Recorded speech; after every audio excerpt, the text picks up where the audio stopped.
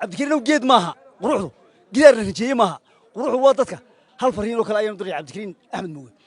cabdikariin waxaan leeyahay wax qabad baad ku santoo cashuurta dadkii aad ka qaaday waad ku soo celisay waanu sheegaynaa intaad waad maadsantahay laakiin nimco waliba nusqaan leh nusqaantaadu waxa weeyaan gidaarka la qurxiyo iyo geed la beero iyo kun qoys oo duu roganto waxaad jeceshahay gidaar la qurxiyo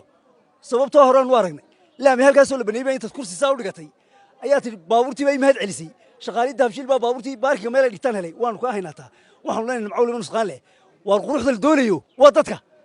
cabdikariin oo geed maaha quruxdu gidaar la rajeeyey maaha quruxdu waa dadka cashuurta waagii baryaba ku faanteed xadhigga meel walba ka jarayso dadka laga qaado eed leedahay cashuurtan waxaan deyn maaha deeq maaha aad leedahay dadka laga qaado waa kuwa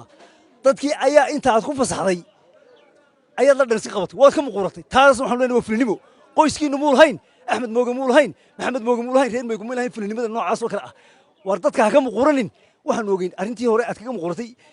leynka biriiska tii hore sar baanu ogeyn tanaanu maanta aragnaa saddexdaa jeer bood muquuratay saddex dhacdo oo taariikhda kuu geliya weeyaan waar adigiyo dadkan yaan leykale goynin xukuumaddana way sii socotaa gurihii deegaanka nimanka doorteen waxaanu leenahay waar dee la xisaabtama wabillahi tawfiiq bismillahi alxamdulillah